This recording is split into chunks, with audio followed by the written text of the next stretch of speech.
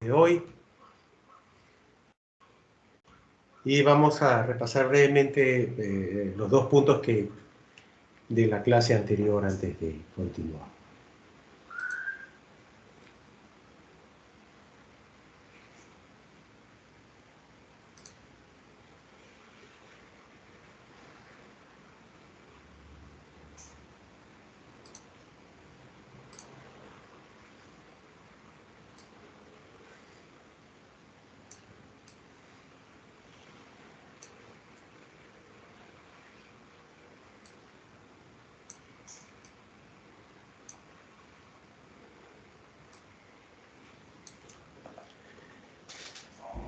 Bien, hay tres puntos que quiero mencionar. Uno de ellos es esta relación no lineal. Hemos utilizado una relación constante en estos ejercicios, pero luego ya vamos a ver una relación no lineal entre estas magnitudes electromagnéticas. Para resolver este tipo de ejercicios es muy útil traducir el circuito magnético a un equivalente eléctrico, pues donde las reluctancias se las analiza como si fueran resistencias.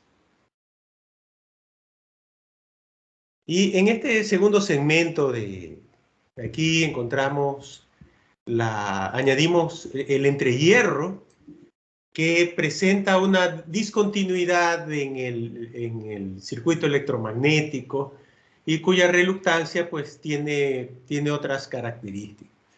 Está la diferencia en la reluctancia entre el hierro y el aire, que como vimos en este segundo ejercicio, esta reluctancia la reluctancia del hierro, o sea, como hemos dicho, del núcleo, se desprecia debido a la gran diferencia que tiene con la reluctancia del aire. ¿Alguna pregunta, por favor, que les haya quedado pendiente de la clase anterior o de alguno de los ejercicios?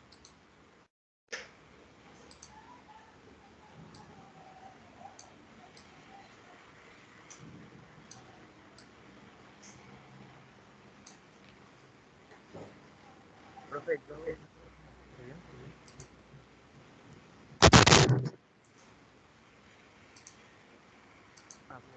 Le escucho.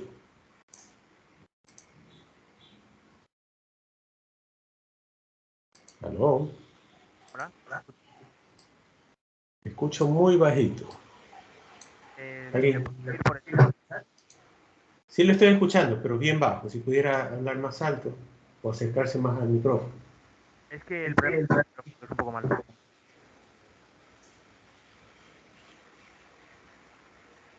No le capto la pregunta, Pablo. ¿Me podría escribir en el chat, Alex?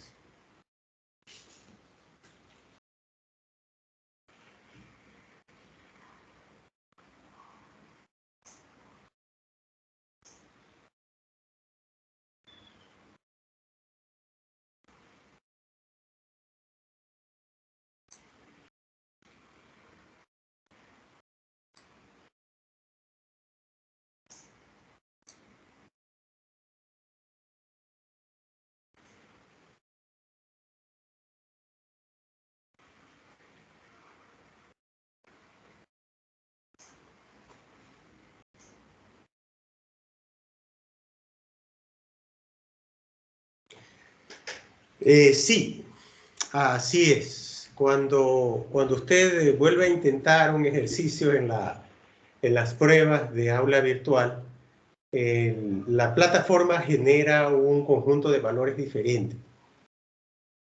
Así es. Pero el procedimiento es el mismo. Pero el conjunto de valores es diferente.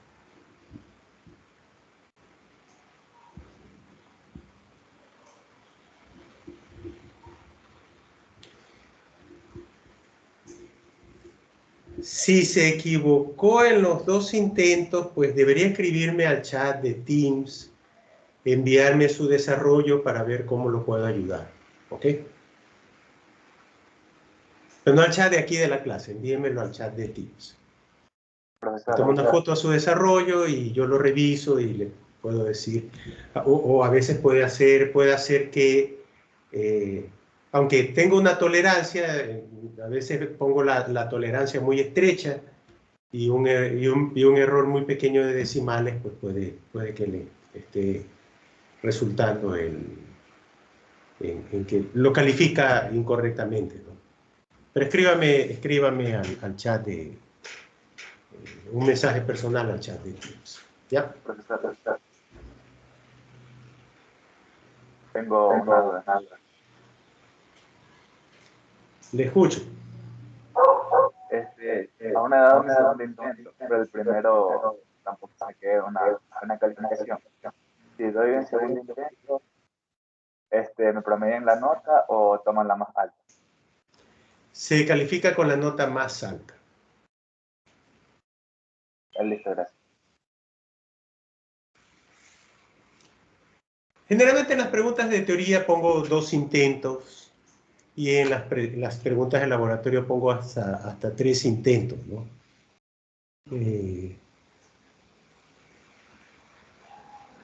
Ahora, mi sugerencia es que después del segundo intento me escriba y para ver si encontramos cuál es la razón del error, y entonces ahí le queda el tercer intento para hacerlo correctamente. ¿Ya? Muy bien. Y también mi sugerencia es que documente correctamente estos procedimientos en sus notas, en sus cuadernos, de manera que cuando llegue la evaluación, usted ya tiene el procedimiento depurado para cada uno de estos ejercicios, y en la lección puede que le toque el mismo ejercicio y solo ajusta los valores y puede obtener los resultados correctos rápidamente. ¿Ok?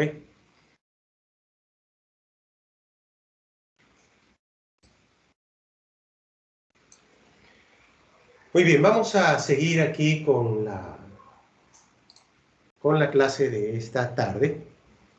Y como les dije, en los 2 ejercicios anteriores se ha estimado una relación constante entre flujo y fuerza, o entre densidad e intensidad, pero tal como lo vimos en el primer segmento de la clase anterior, esta relación no es constante, no es lineal, sino que más bien cambia, ¿no? La razón para esto ustedes la pueden encontrar al leer el libro de, no sé quién lo explicaba mejor, no sé si el libro de Chapman o el libro de P.C. Sen. Creo que el libro de Chapman tiene una muy buena explicación para eso, en el asunto de los dominios magnéticos. Y cada material tiene su propia curva de magnetización. Aquí vemos algunos ejemplos. Este de aquí es por ejemplo, el de hierro fundido.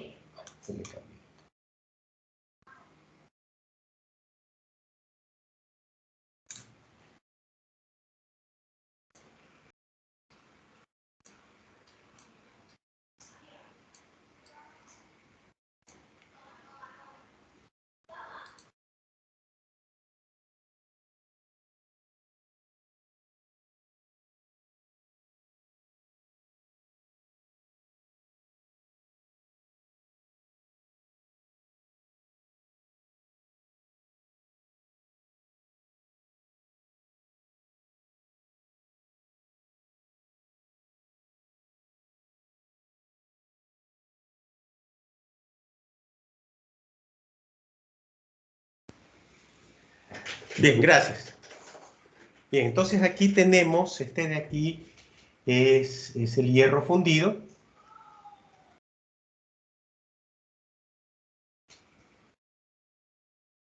Este es el acero fundido. Y este de acá son chapas de acero con silicio, ¿no? Es una aleación muy utilizada en los núcleos de las máquinas eléctricas. Pero pues nuevamente la relación entre ellos no es constante, Así que eso va a afectar definitivamente cómo responde cuál es el valor de la permeabilidad del material. Depende del estado de polarización, es decir, del estado de excitación, o del voltaje, de la corriente o del flujo que está recibiendo. Vamos a ver este ejercicio, es bastante elaborado. Y este consiste en un generador de dos polos. La geometría y los materiales están descritos aquí. Vamos a usarlos luego a la hora de calcular las características y la reluctancia de cada uno de los segmentos de este circuito. Este utiliza pues el diagrama de la figura P16 que aparece allí. Vamos a identificar aquí algunos elementos. Aquí el yugo, vamos a empezar desde el centro, ¿no? Aquí la armadura va a tener su propia reluctancia. Vamos a llamar a esta la reluctancia de armadura. Ahí está. Aquí vamos a encontrar una reluctancia, vamos a encontrar dos reluctancias de entrehierro. Aquí y acá. El libro la llama G.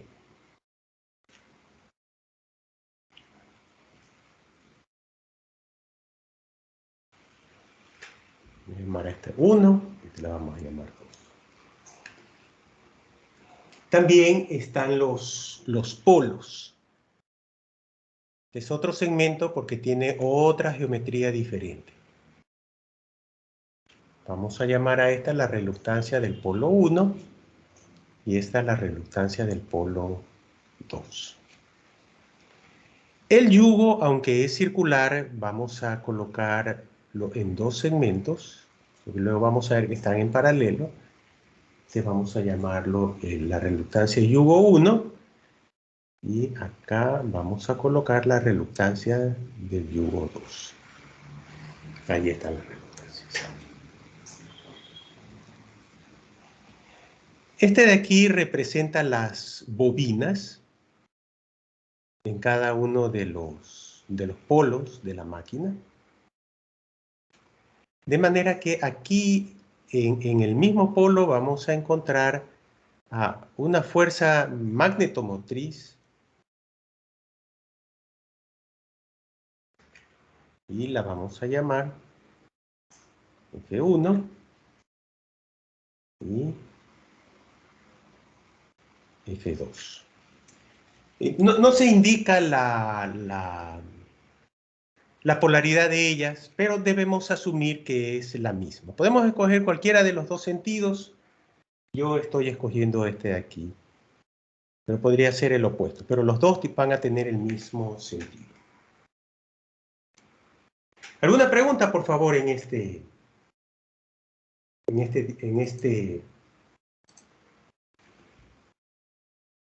identificación de los elementos de este circuito electromagnético? Sí, profe, me marea un poco el identificar qué parte es como quien diría aire, porque lo único que sí me queda claro es que el círculo de en medio es la armadura, pero la parte de en medio, eso que parece como el boomerang de Batman, eso es aire, digamos. Así es. Recuerde que en esta máquina, vamos a usar otro color aquí. Recuerde que en esta máquina, esta parte es la parte fija y es el estator. Y esta parte a la que se llama armadura, esta parte es la parte móvil y rotativa, en este caso es el rotor, ¿no? Entonces, no pueden estar en contacto mecánico uno con el otro porque el rozamiento pues, va a producir fricción y pérdida, ¿no? Entonces, hay una separación de algunos milímetros entre ellos. Recuerden el esquema que usamos en la clase anterior, que está aquí, ¿no? Ahí está.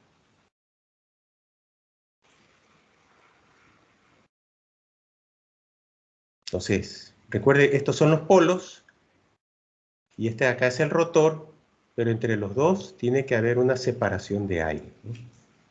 Y esta separación de aire, ese es el entrehierro o air gap.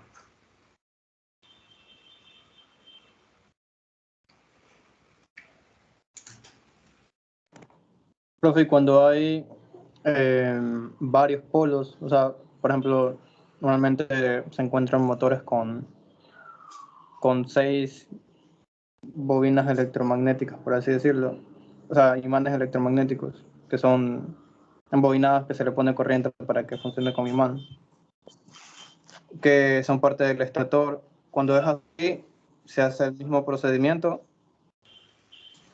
o cómo? Sí, pero allí el, el análisis es mucho más elaborado, porque esas máquinas que tienen, a ver, si es en DC, no, igual también, una máquina que tiene más de un polo, tiene varias bobinas. Y cada una de ellas tiene su propia fuerza magnetomotriz, pero cada uno de los flujos que cada una de estas generan están desplazadas geométricamente y por lo tanto se analizan vectorialmente, ¿no? Entonces es un circuito mucho más complicado. Aquí se está analizando todo algebraicamente porque existe una fuente y un flujo y o sea, una sola fuente. Aquí hay dos, por supuesto, ¿no? Pero se lo considera como uno solo, dado que están en fase, y también el flujo es uno solo. Generalmente para el modelamiento de este tipo de máquinas más complejas, pues no se utiliza, se utilizan algunas simplificaciones, pero se suele modelar, perdón, y analizar a través de ANSYS y cosas así. Pero eso va más allá del objetivo de este curso. Y nuevamente este tipo de ejercicios no es algo que vamos a utilizar en la vida real. El propósito de que yo los incluya en este curso nuevamente es solo para reforzar nuestra comprensión y entendimiento de las relaciones que aquí están presentes. ¿Ok?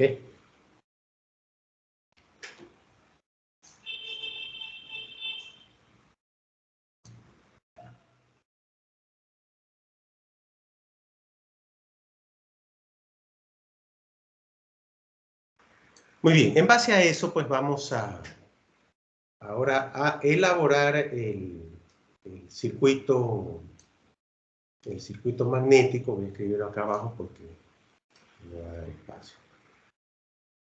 Ahí.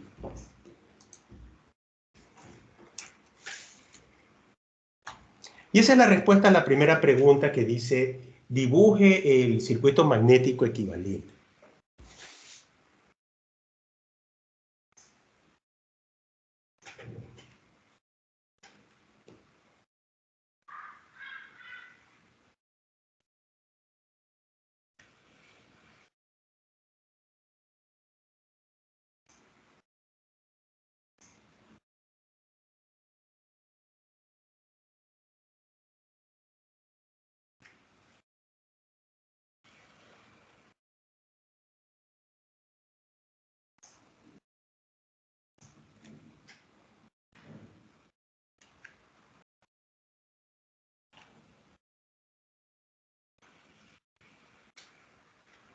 Wow. Pero no, pues me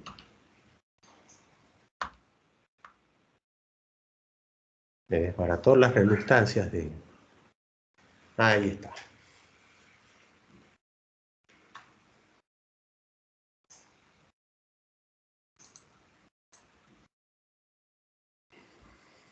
Nos falta una.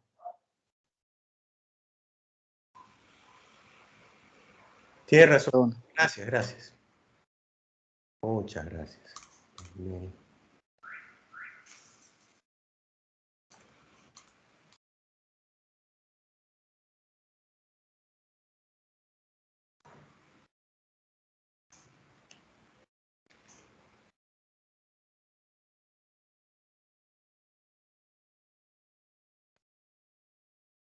Ahora sí.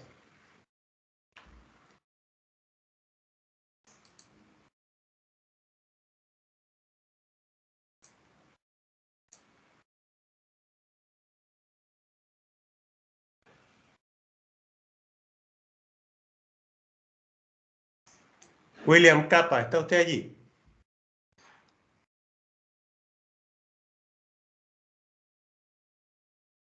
William, buenas tardes.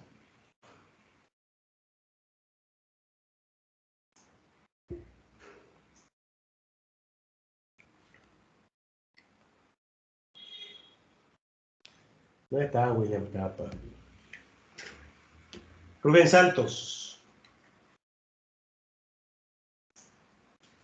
¿Se encuentra usted por ahí? Sí, me encuentro por aquí. Gracias, Rubén. ¿Cuáles son las reluctancias de arriba y de abajo en este circuito?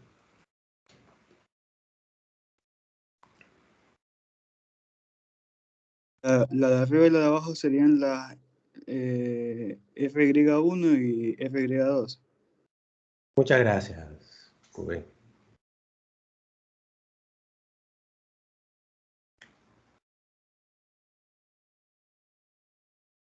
Yandri, Uchuari,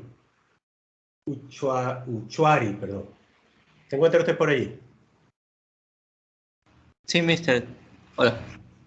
¿Cuáles son las reluctancias en el centro? Podría ser RP1, RG1, perdón. RG1, RG2 creo que es el otro, ¿no?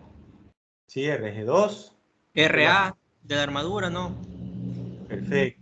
Ajá, Muy bien. ya pues. Muchas gracias, Yandri. F1, F2. Por supuesto, aquí tenemos F1. Vamos a darle la misma polaridad, solo para no... Muy bien.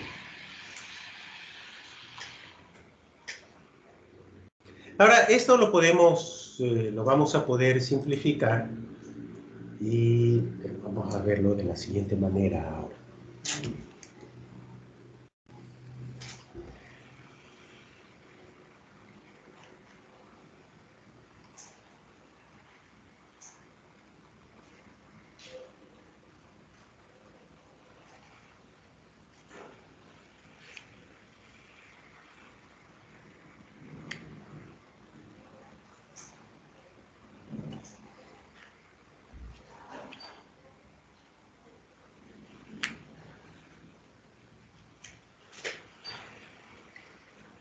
Esta va a ser la fuerza magnetomotriz 1 y 2.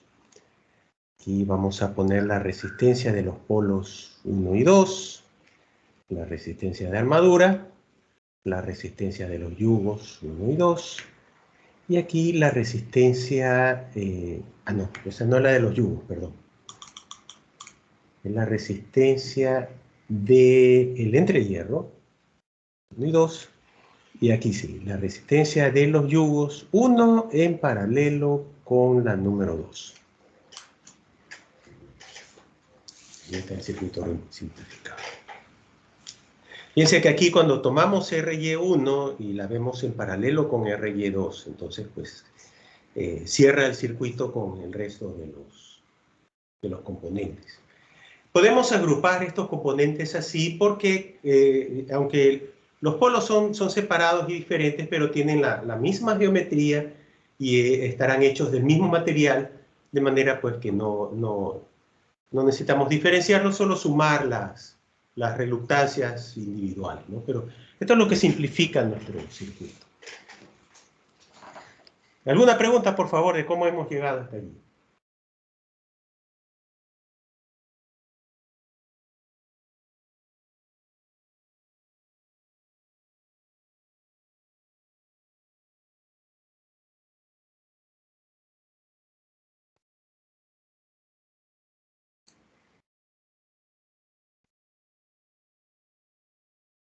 Creería que no.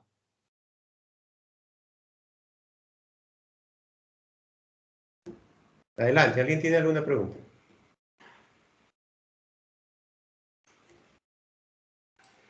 Déjenme recuperar los valores, ponerlos otra vez aquí abajo.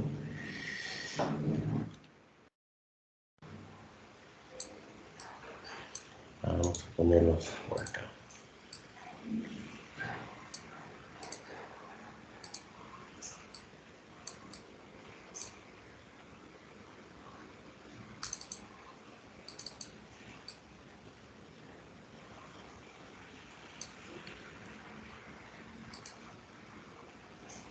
La pregunta B dice, ¿cuántos amperios vuelta por polo se necesitan para...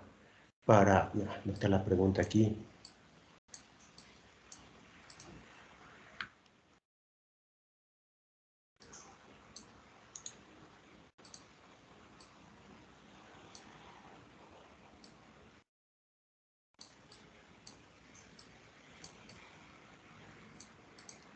La pregunta es la pregunta B, ¿no? ¿Cuántos amperios por vuelta, por polo, se necesitan para producir una densidad de 1.1 Tesla en el circuito magnético?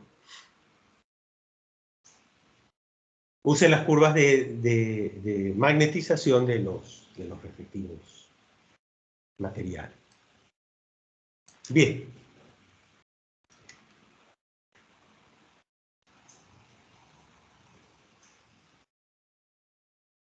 Primero necesitamos recordar una relación, la relación de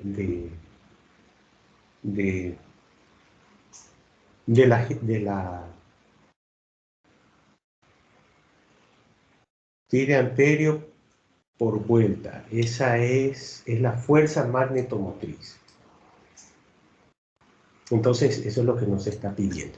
Veamos. B. La pregunta es, ¿cuál es la fuerza magnetomotriz?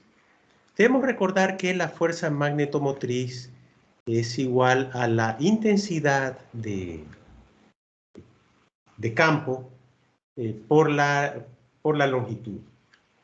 Y también la intensidad de campo, y vamos a utilizar la fórmula después, es una función de la densidad del flujo, lo cual se nos está proveyendo aquí como 1.1 Tesla.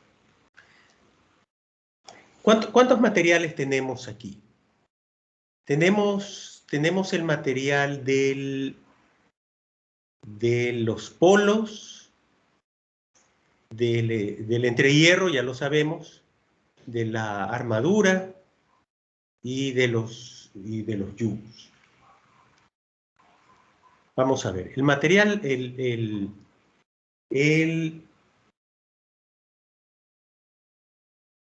la intensidad de campo del polo va a ser igual a la intensidad de campo de los yugos, la cual corresponde a la intensidad de campo del material del que están hechos, en este caso de acero fundido. ¿Cuánto es eso? Bueno, todo ello está en función de 1.1 Tesla. ¿Cómo lo vamos a encontrar? Vamos a utilizar la curva que se provee aquí para ese material. Aquí está. El acero fundido. 1.1 Tesla está aquí. Y en la intersección con la curva es esta de acá. Y tengo esto de acá. Entonces, este de aquí va a ser el valor del acero fundido.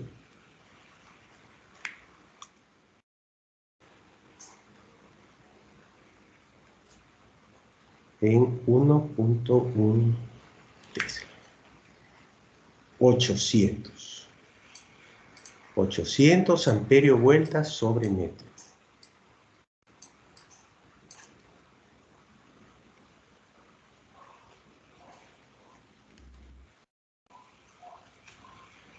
Profe, perdón, no entendí, pero la línea de 1.1 Tesla no se cruzaba con la línea de hierro fundido.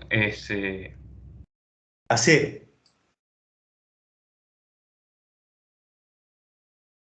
Acero fundido. Ese está acá arriba. Ah, ya. Pensé que estábamos trabajando con lava.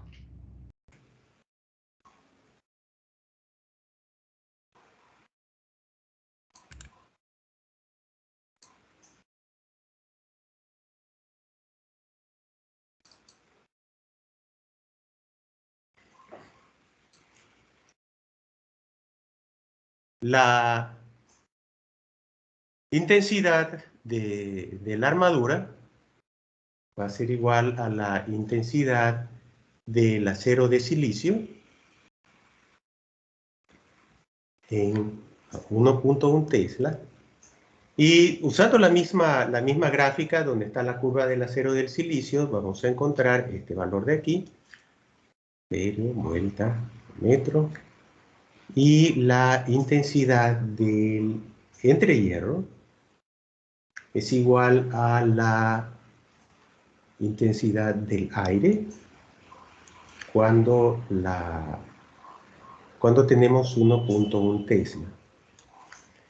Eso es igual a la densidad dividido para la permeabilidad del aire. O sea, 1.1 Tesla dividido para 4 pi por 10 a la menos 7, etcétera, etcétera, etcétera. Y eso da 875.352.19 amperios.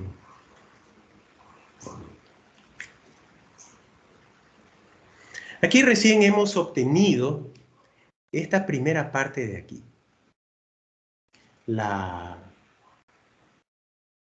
La intensidad de campo para cada uno de los materiales. La densidad es la misma para todo el circuito, pero dependiendo de las características del material, perdón, la densidad sí es la misma para todo el circuito, pero dependiendo de las características del material, pues la intensidad es diferente. Ahora necesitamos la longitud y eso es parte de la geometría del circuito. Vamos a ver para cada caso.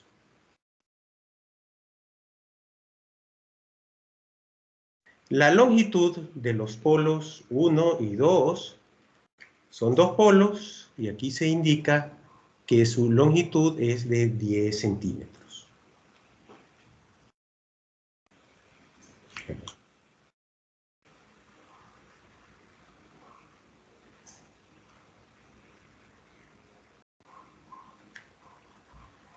La longitud de los yugos 1 y 2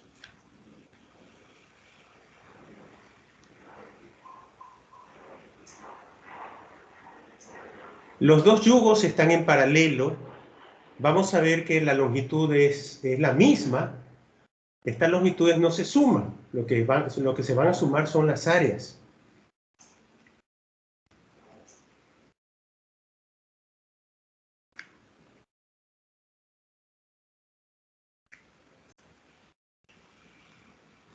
La longitud de la armadura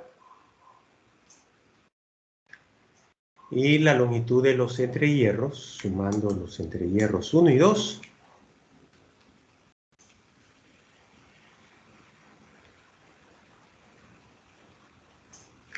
Entonces, estas longitudes están determinadas por la geometría que se indica aquí. Todas las longitudes se multiplican por 2, excepto la de los yugos.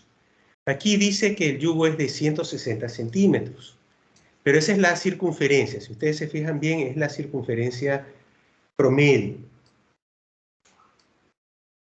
Aquí está. Entonces, todas las circunferencias son 160 centímetros. Pero la longitud del yugo 1 será 80 y la longitud del yugo 2 también será 80. Ahora, ¿por qué no sumamos esas dos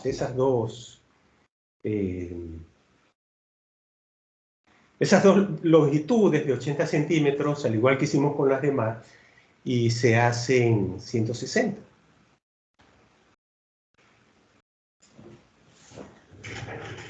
Porque ese es en paralelo. Ajá, están en paralelo, entonces. Porque están en paralelo, así es. De todas maneras, déjenme copiar. A ver, esto está en la figura P16, pero creo que este está tomado del libro de C. Déjenme buscar nuevamente este libro. Quiero copiar esta imagen para que quede bien claro. Aquí está el libro de PCC. Voy a buscar el ejercicio 1.3.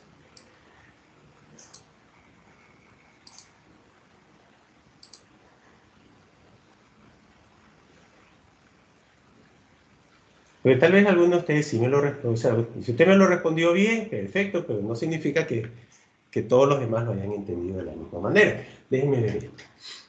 Déjenme copiar otra vez, esta imagen que está en limpio. Profe, ¿podría volver podría repetir esa pregunta que hizo? Seguro.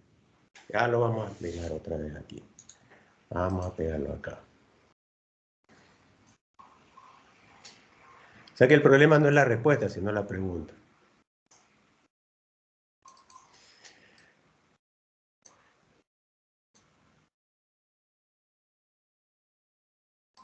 Bien, en el caso de la longitud de los polos y de los entrehierros, hemos multiplicado por 2 las distancias. Por ejemplo, 10 centímetros por 2 metros. 0.1 centímetro por 2, 0.03 metros. La armadura es una sola, así que no se multiplica por 2. Pero los yugos sí vemos que son 2 yugos, ¿no? Es un yugo acá arriba y hay otro yugo acá abajo. ¿Por qué no lo multiplicamos por 2?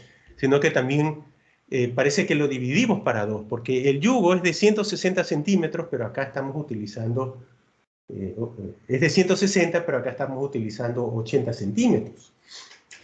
Nuevamente debemos entender que es la circunferencia la que mide 160 centímetros. Eso quiere decir que cada yugo en realidad tiene 80 centímetros. Pero ¿por qué no la multiplicamos por 2, al igual que los polos o al igual que los entrehierros? El flujo, aunque se distribuye y lo vamos a considerar como una sola línea, aquí está el flujo, es uno solo a través de los polos, los entrehierros y la armadura. Pero cuando llega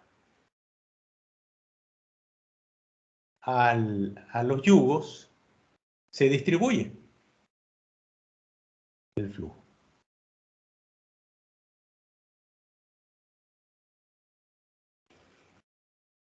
Entonces vamos a tener aquí un flujo 1 y por acá vamos a tener un flujo 2. Por supuesto, este flujo va a ser igual a la sumatoria de 1 y 2.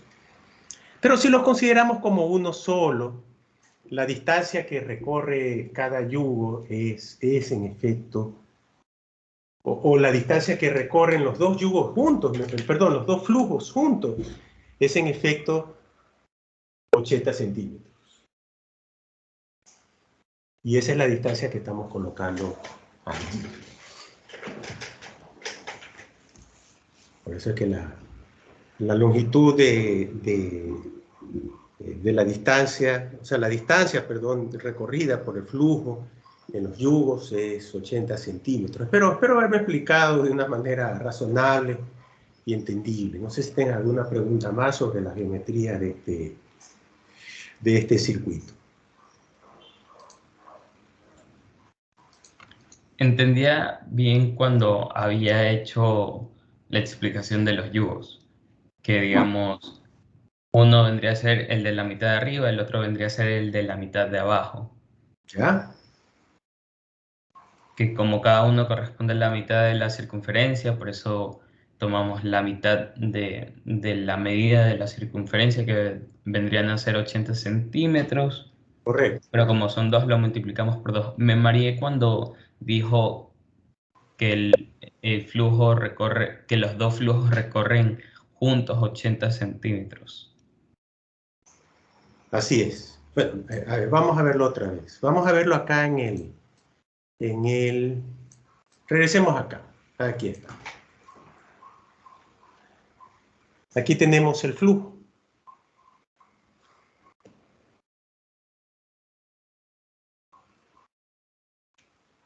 Ahora, aquí la reluctancia de los yugos, 1 en paralelo con 2.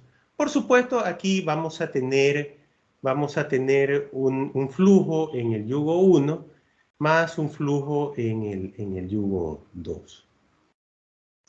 Pero los estamos analizando bajo este diagrama simplificado.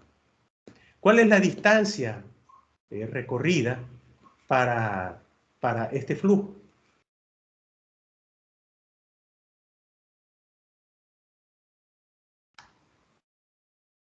Vamos a suponer que usted desdobla los dos yugos y convierte como un nodo.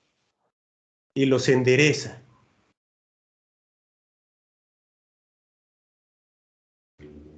Y lo pone en paralelo con el otro yugo. Uno es el yugo 1 y el otro es el yugo 2.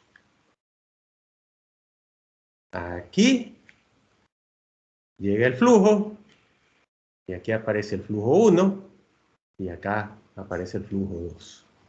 Pero ¿cuál es el recorrido del flujo?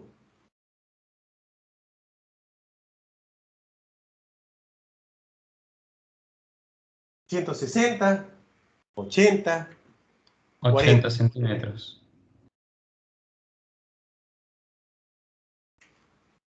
80 centímetros. Recuerda que estamos poniendo a los dos yugos en paralelo, ¿no? Entonces, geométricamente, en paralelo, la longitud que recorre el flujo es 80 centímetros.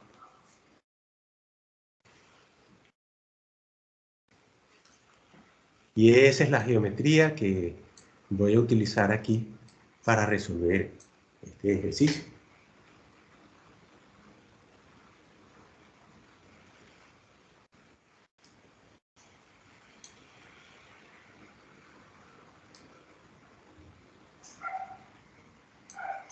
Muy bien.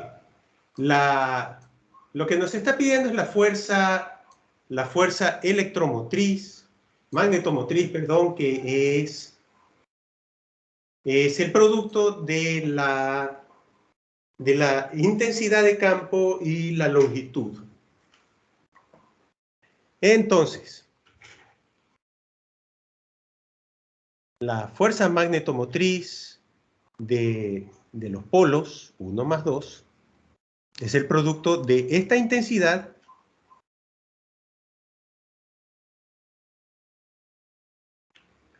por la distancia. Y el resultado de eso es 160 amperios volt. La fuerza magnetomotriz que está presente en los entrehierros será 1750.7 amperios vuelta y la fuerza presente en la armadura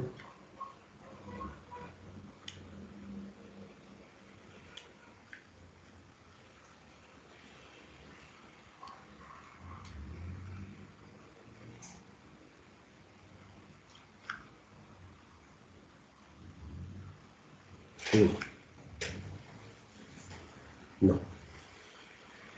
A ver, aquí tengo un valor, pero no sé si estoy sumando o solo es... Sí, porque estoy sumando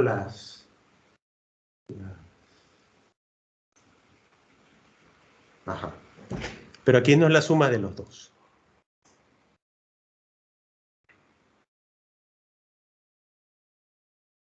Déjame corregir esto.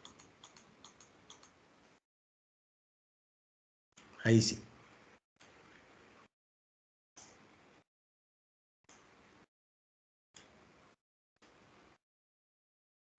Ahí está.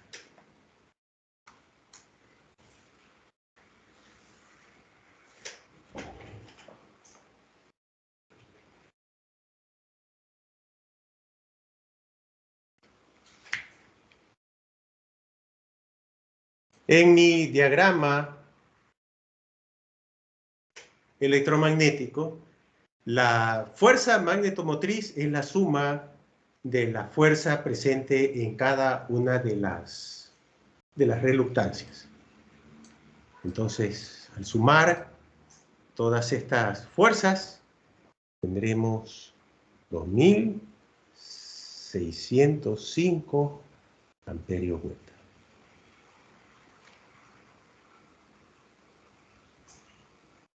Pero ¿cuál era la pregunta? Dice, ya, ¿cuántos amperios vuelta por polo se necesitan?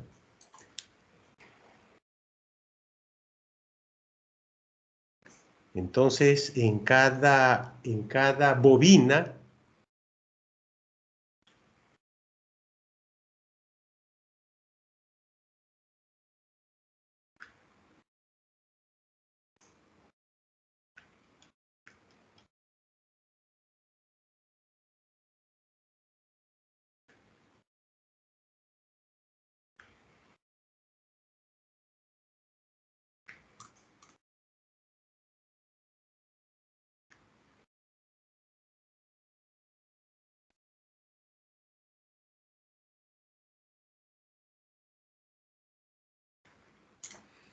y ahí está respondida la pregunta B.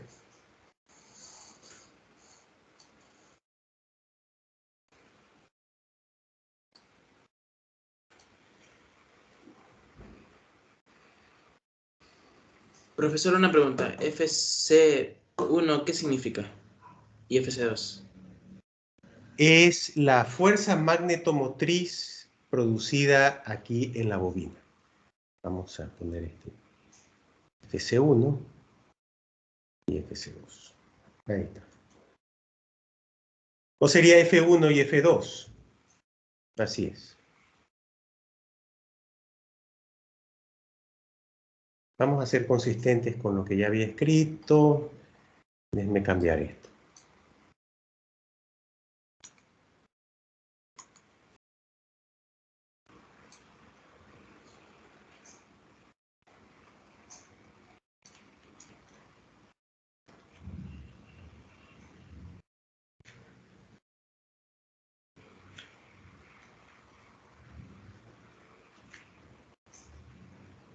Ahí está.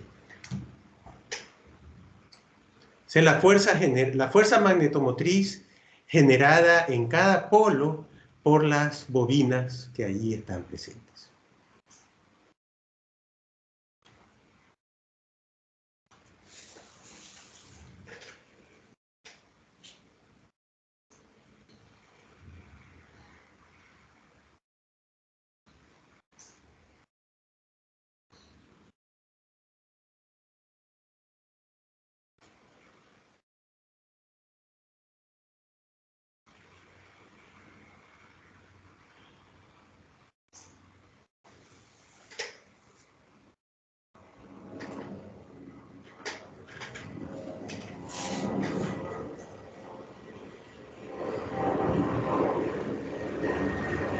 ¿Alguna pregunta?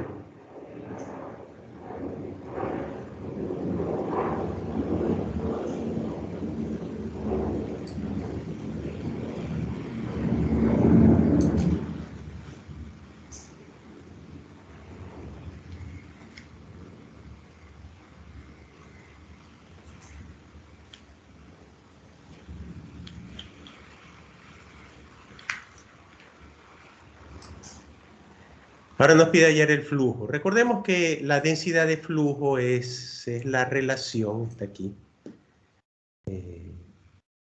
Bueno, el flujo es el producto densidad por área, ¿no? O la densidad es la relación entre flujo y área. Esta es una operación más sencilla. Pues ya tenemos la densidad del área, que es la misma para todo el circuito.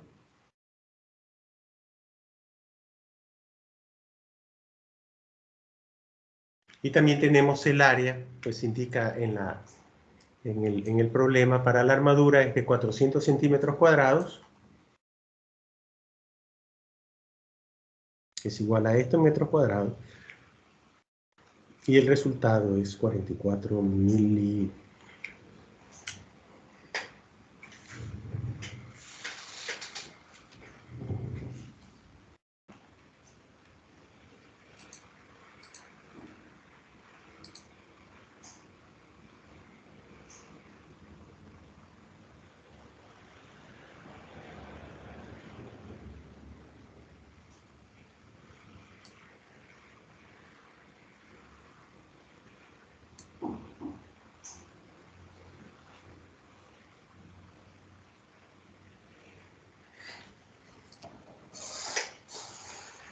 Ahora bien, en un circuito magnético real, lo que es constante en el circuito es el flujo, ¿no?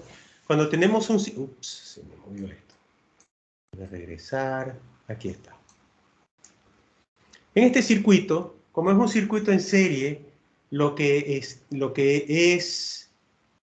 idéntico en todo el circuito es el flujo. Como en un circuito eléctrico en serie, todo comparten la misma corriente, todos los componentes. Aquí cada uno de los componentes o reluctancias comparten el mismo flujo. Pero este circuito, este ejercicio, perdón, que es ideal, dice que todo el circuito tiene la misma densidad de flujo. Para que esto suceda, cada uno de los elementos tienen que compartir la misma área. Y eso lo pueden ver ustedes aquí.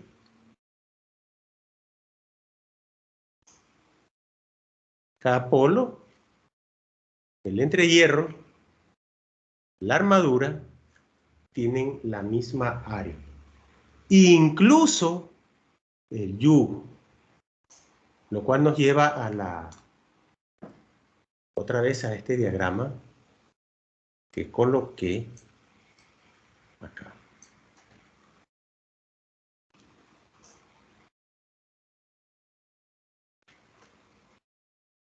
Dado que cada uno tiene 200 centímetros cuadrados,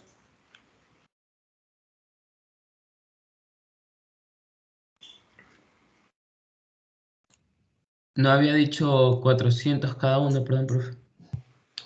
en ¿O el era caso 400 el total? En el caso del yugo, cada yugo, el yugo es de 200.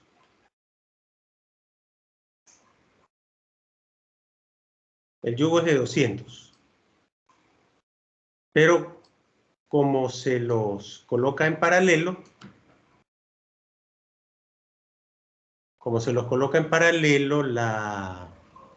las áreas se suman. 400 centímetros cuadrados.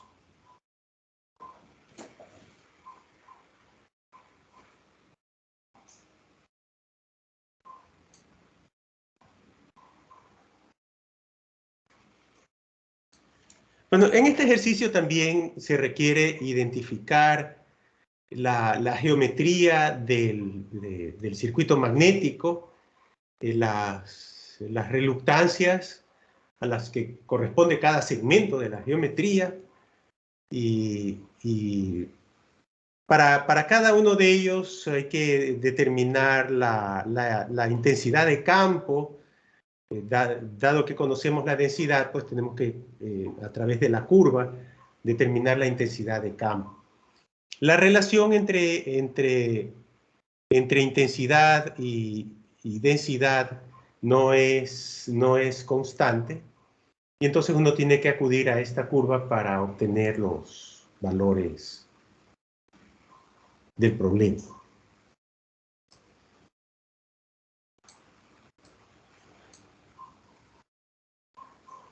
Y luego acudir a las relaciones que gobiernan estos circuitos electromagnéticos para obtener los resultados que uno necesita.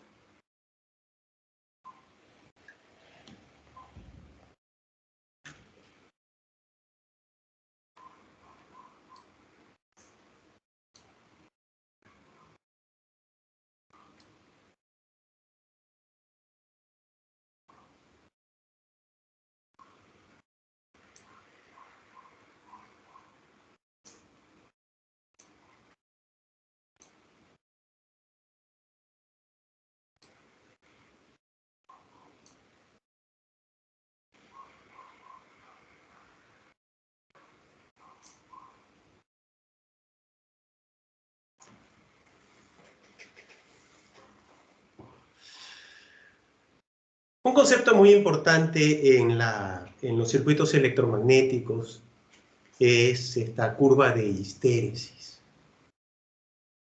Esta curva de histéresis nos interesa porque es una de las fuentes primero de pérdidas, y veremos en el siguiente segmento en esta clase, de la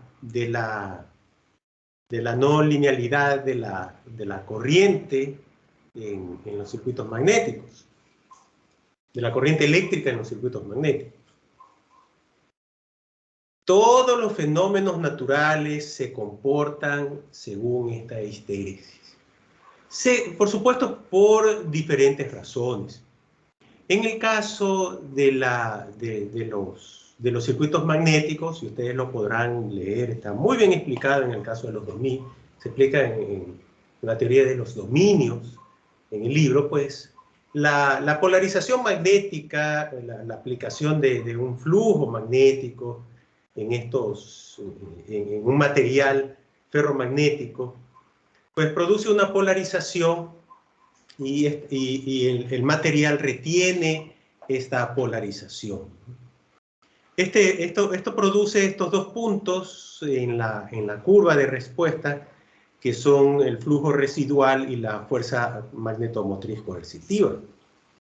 El resultado es que la relación flujo o densidad respecto a fuerza o intensidad sigue dos caminos diferentes si es que la fuerza o intensidad está aumentando o está disminuyendo. Entonces, cuando la fuerza o intensidad está aumentando, la respuesta de flujo o densidad sigue este camino. Esa es la relación entre ellos. Pero cuando la fuerza o intensidad están disminuyendo,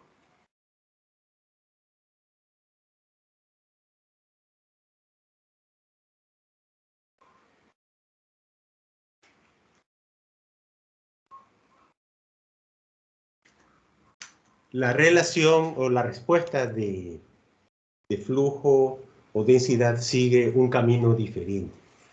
Esta diferencia en la respuesta es lo que se llama curva de histéresis. Y nuevamente no es solo característico de los materiales y circuitos ferromagnéticos, sino también de la dilatación térmica, ocurre en cualquier proceso de transferencia de calor, y también en nuestra conducta, ¿no? Nuestro ánimo es diferente cuando nos vamos de viaje que cuando regresamos de viaje. Nuestro estado de ánimo sigue caminos muy diferentes. En la curva que anteriormente vimos es el resultado de una curva DC. Pero esta se produce cuando los circuitos magnéticos están alimentados con una corriente AC. Entonces, el camino de subida se presenta cuando la corriente sigue este camino de aquí, y el camino de bajada cuando la corriente sigue este camino.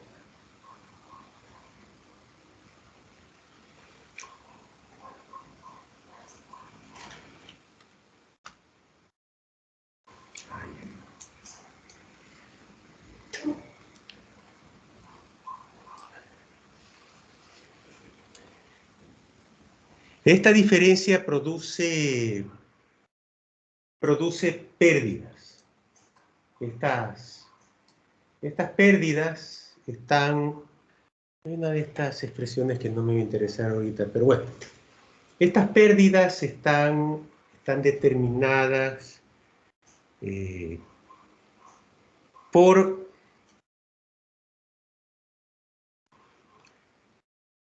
el volumen del núcleo,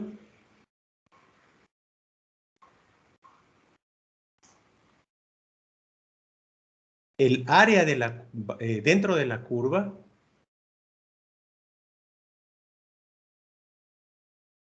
y también la frecuencia.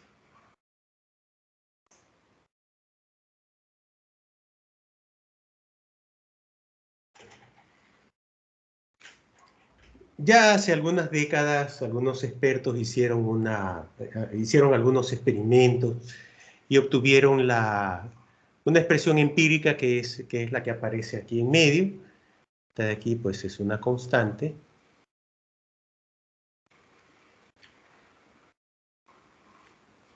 Esta de aquí es la densidad máxima y se refiere a esto de aquí.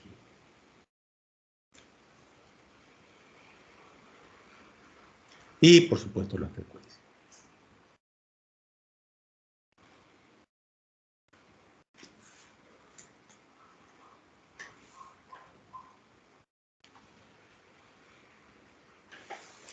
Entonces, el área dentro de la curva de polarización, dentro de la curva de histéresis, o mejor dicho, las pérdidas de histéresis son proporcionales al área bajo la curva. Entonces, el nivel de voltaje y corriente aplicado al circuito electromagnético pues va a determinar este flujo o densidad máximo y va a determinar pues, la dimensión de la curva de histéresis, el área bajo ella, y también va a determinar las pérdidas. Lo mismo ocurre con la frecuencia. Entonces, en todo circuito magnético ustedes van a encontrar pérdidas por histéresis. Las siguientes pérdidas en el núcleo son pérdidas por corrientes parásitas. Cuando circula a través del núcleo un flujo magnético, este induce una corriente eléctrica en el núcleo. Esta corriente eléctrica pues circula a través del núcleo que, aunque es un buen conductor eléctrico y magnético, de todas maneras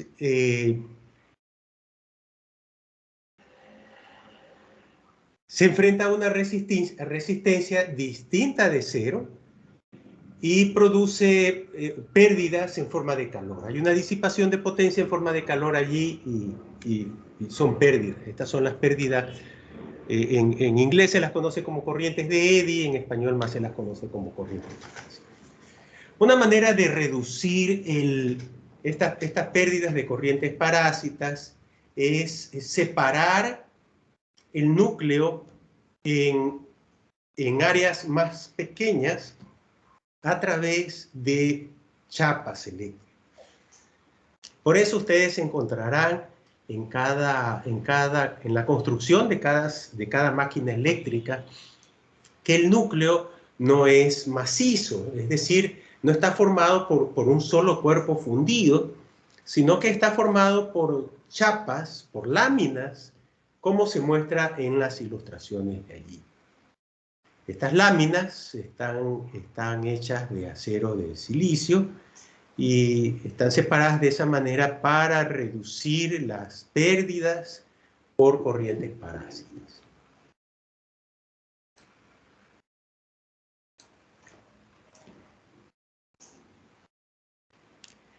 Entonces, las pérdidas del núcleo,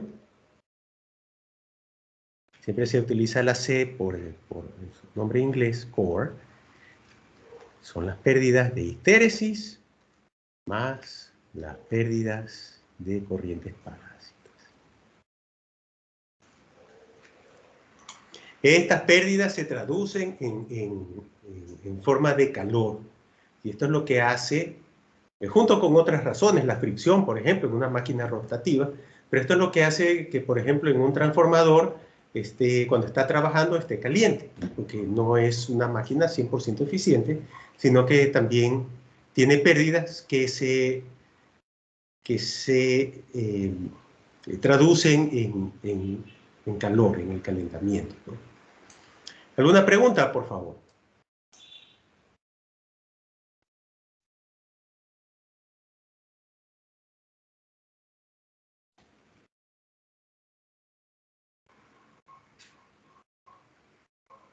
Profesor, yo tengo una pregunta. Escucho. ¿Qué significa eso que está abajo de las corrientes?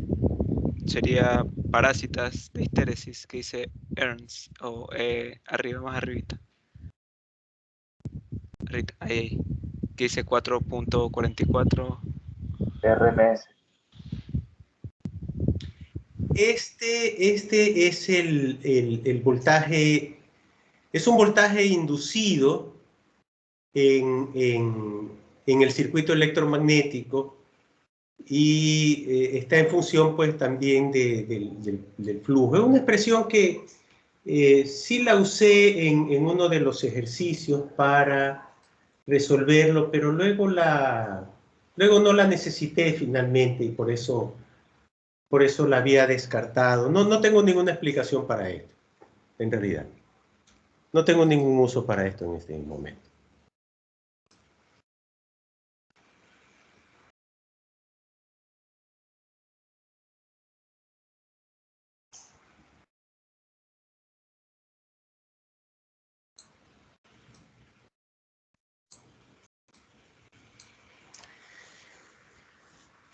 El libro de Pisi-Sen presenta este circuito, este ejercicio. Es una aproximación, una simplificación del rectangular de la curva de histéresis. Y el propósito de este ejercicio es calcular las pérdidas en el núcleo. Estas pérdidas en el núcleo se las puede calcular en función de la expresión que aquí aparece. Está aquí.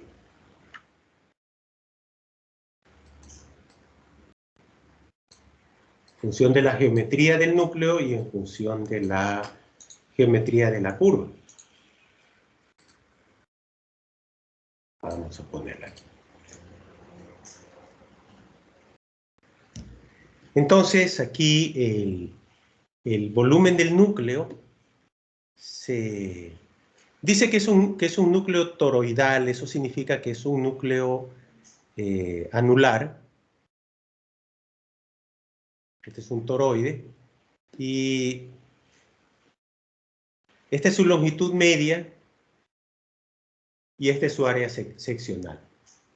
Entonces, con esta geometría descrita es posible calcular el volumen del núcleo de este toroide y el resultado es este.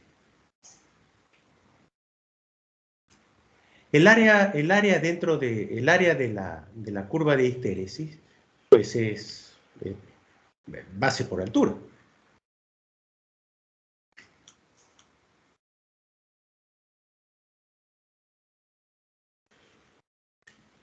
Entonces, aquí tenemos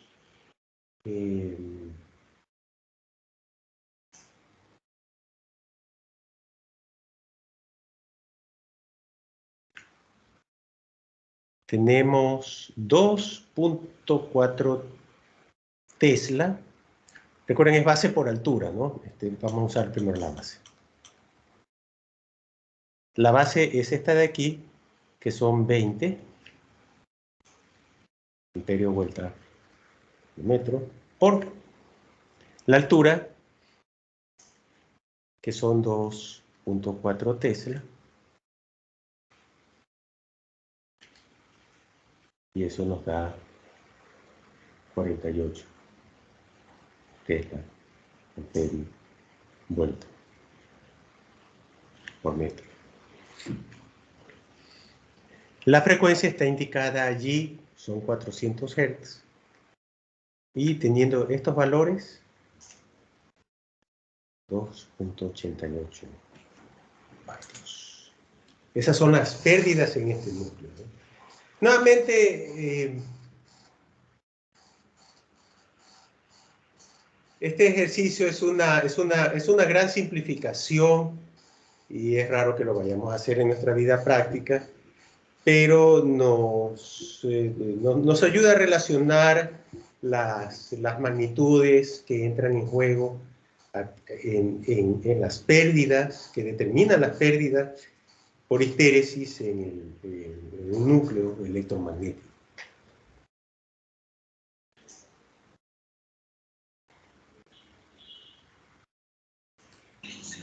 Profesor, supongo que estos cálculos de aquí se harían en el proceso de creación del diseño de un motor o algo por el estilo. En una estimación. Es en una estimación, lo cual es una aproximación. Ya los diseños reales implican el uso de algunas herramientas de modelado, en donde se puede modelar con una mayor precisión, no precisión, perdón, una mayor exactitud, cuáles son las pérdidas e incluso en dónde se concentran dentro de una máquina eléctrica. Pero eso, con suerte, lo hará 1 de cada 100. Los otros 99 trabajaremos usando las máquinas, seleccionándolas, dimensionándolas y no diseñando las máquinas. A pesar de que la carrera es de ingeniería, pero en realidad es una ingeniería de aplicaciones más que una ingeniería de nuevas tecnologías, ¿no?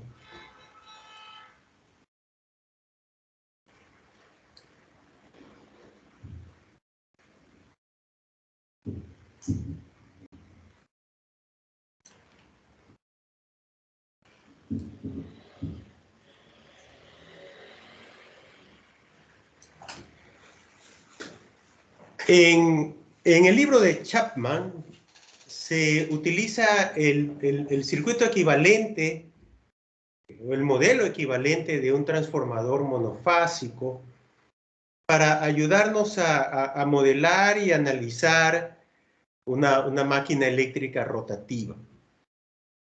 La explicación de este modelo, la explicación completa de este modelo, pues lo van a encontrar en el capítulo 2 del libro de Chapman. Pero este curso no es un libro de máquinas eléctricas, sino un libro de motores eléctricos, un libro de actuadores mecatrónicos.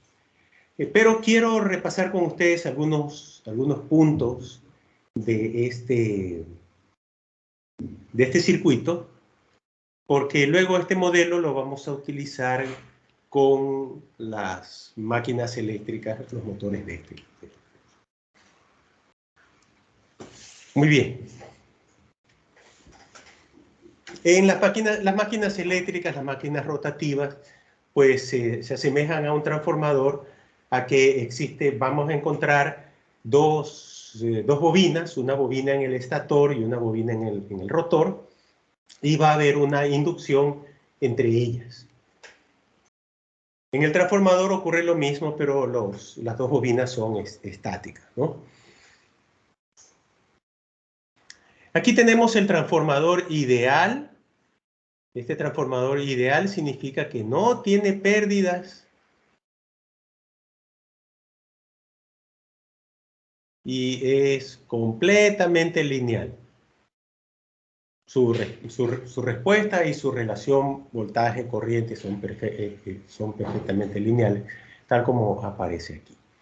Pero en la vida real, las bobinas, el núcleo, estamos viendo, producen pérdidas. Y estas se describen en el modelo que aparece aquí.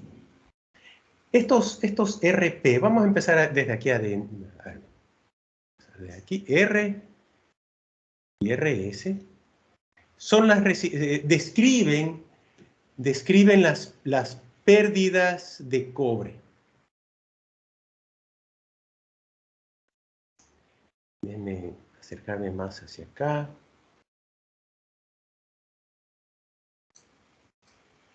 Aquí estamos. Las pérdidas de cobre en el primario y en el secundario.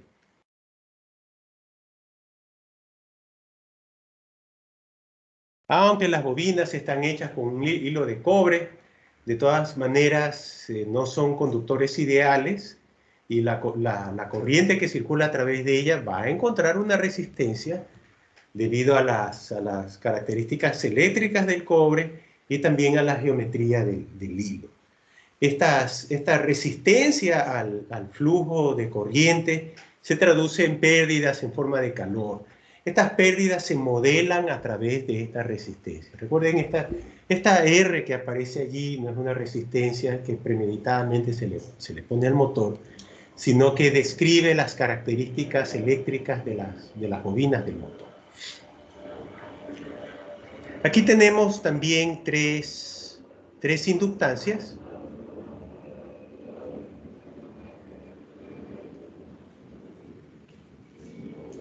Estas son las autoinductancias.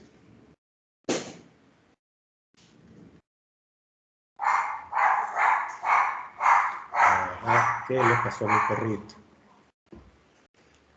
En el primario y en el secundario. Y la que aparece aquí es la inductancia mutua.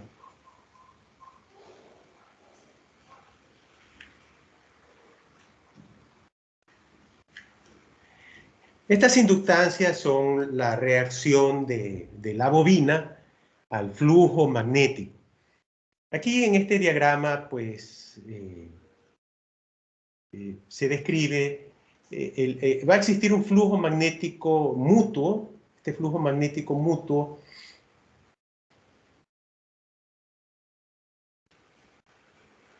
es el que se encuentra en el núcleo del transformador y es compartido pues por las dos bobinas. Este flujo que comparten las dos bobinas. Mientras que este flujo que aparece acá y el que produce la autoinductancia es el flujo disperso. Es el flujo pues, que se escapa a través de la reluctancia del aire, es una fracción pequeña, pero no se comparte con la bobina del secundario. Entonces, hay un flujo disperso para la bobina del primario y hay un flujo disperso para la bobina del secundario, y eso es lo que produce lo que vemos aquí como una autoinductancia en el primario y una autoinductancia en el secundario y una inductancia mutua, como aparece aquí. Esta RC representa las pérdidas en el núcleo. Que ya hemos visto, pues, son las pérdidas de estéresis y de eddy.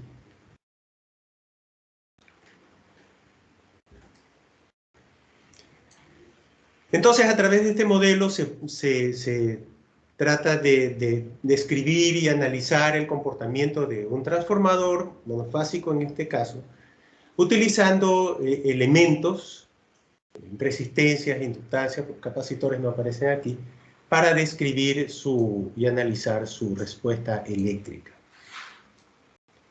En el análisis de las máquinas eléctricas verán que estos modelos se simplifican de dos maneras, en dos niveles. En el primero de ellos, aquí, en esta simplificación, como ven, falta el transformador ideal.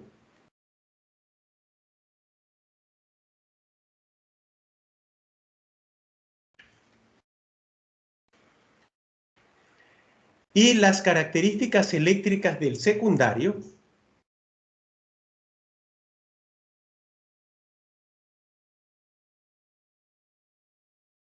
visto desde el primario.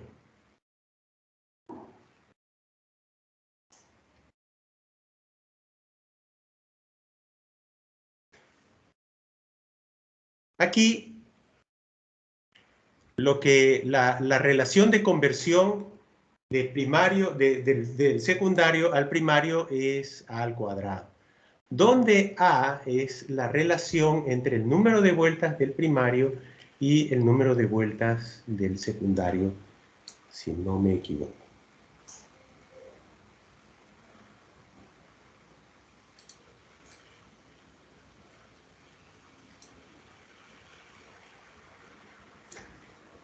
O es al revés, a ver. Si la relación entre de N1 a N2 es mayor, entonces R, yo creo que la tengo al revés. Déjenme revisar aquí el libro de Chapman para estar seguro.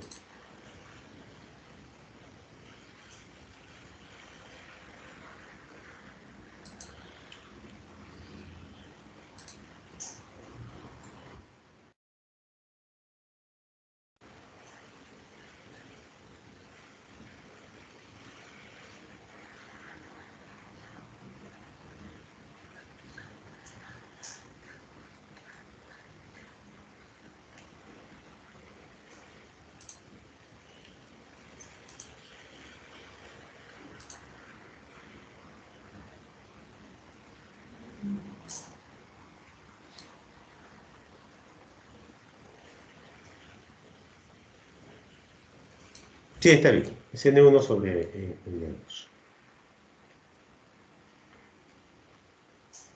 Donde se refiere al número de vueltas del primario respecto al número de vueltas en el secundario.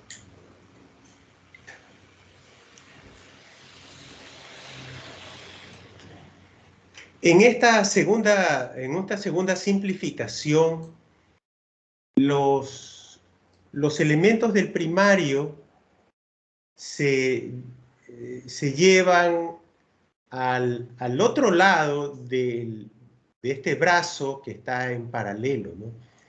La razón para esta simplificación es que para operar esto, pues habría que sacar primero el paralelo de los elementos del secundario con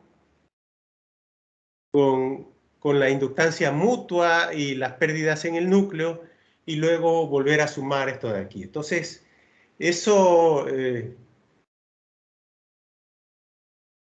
complica el análisis eléctrico de este circuito, y para simplificarlo se trasladan los elementos de resistencia e inductancia del primario hacia el otro lado.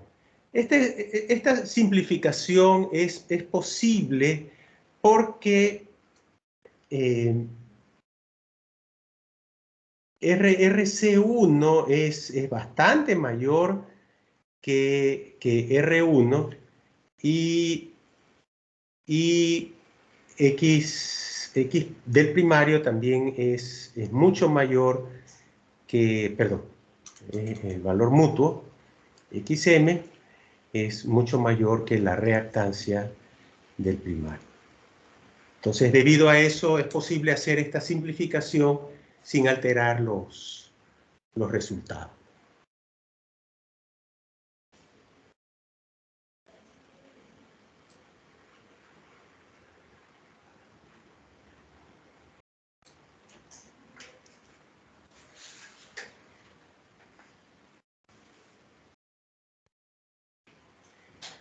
Este es el modelo eléctrico de un transformador que se lleva a este nivel de simplificación, y es este nivel de simplificación el que luego vamos a utilizar para modelar la respuesta eléctrica, las pérdidas, la transferencia de potencia en un motor eléctrico, ya en una máquina rotativa.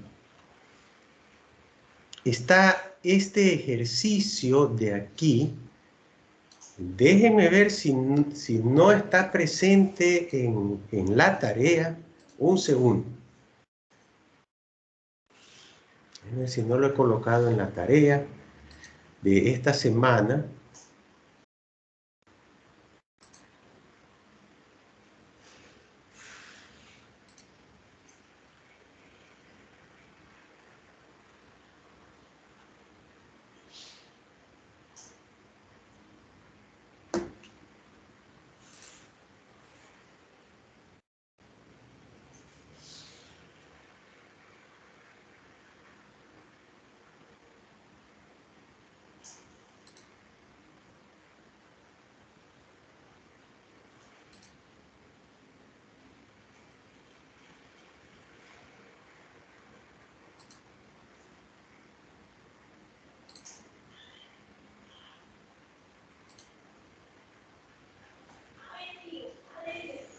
No está en las tareas de esta semana, así que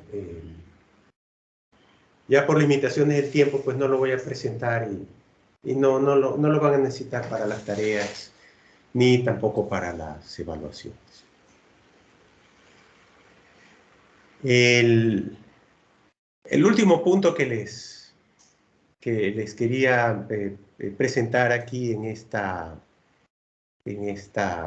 con la ayuda de esta gráfica, y es algo que me llamó mucho la atención cuando lo vi, y es que la curva de color rojo que aparece allí es la corriente de entrada de un transformador sin carga. Y si ustedes la ven, pues es una forma de onda que dista mucho de una señal, de una señal sinusoidal. ¿A qué se debe que la corriente de entrada de un transformador sin carga no sea sinusoidal? Hay dos elementos que entran en juego aquí. Uno de ellos es el desfase entre el voltaje y la corriente, debido a la característica inductiva de la bobina del transformador. Y dos, la no linealidad entre la corriente y el flujo resultante en el circuito. Y tercero, la característica de histéresis de esta curva. Entonces, en el texto de Pisi-Sen se trata de explicar todas las relaciones envueltas aquí, pero el resultado es que la corriente de entrada de un transformador sin carga dista mucho de ser una señal sinusoidal, ¿no? Cuando estaba haciendo unas pruebas de máquinas eléctricas y vi una corriente así, pues me sorprendió bastante. Bueno, no les debería sorprender a ustedes cuando hagan en vivo una prueba con una máquina eléctrica, ¿no? ¿Alguna pregunta, muchachos, por favor, antes de terminar esta clase?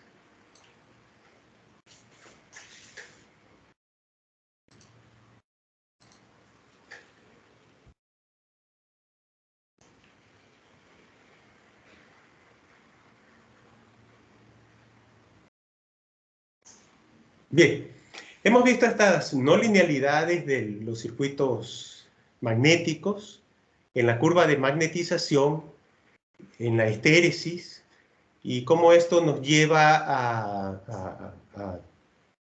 a reconocer las pérdidas por histéresis y por corrientes de Eddy en el núcleo de una máquina eléctrica. Eso ocurre en los transformadores y también en los motores. Y también les presenté brevemente el modelo simplificado de un transformador Y es este modelo el que vamos a utilizar en futuras sesiones de clase y ejercicios para analizar el comportamiento de una máquina eléctrica. Les agradezco su asistencia y también su atención a esta presentación. Voy a detener la grabación.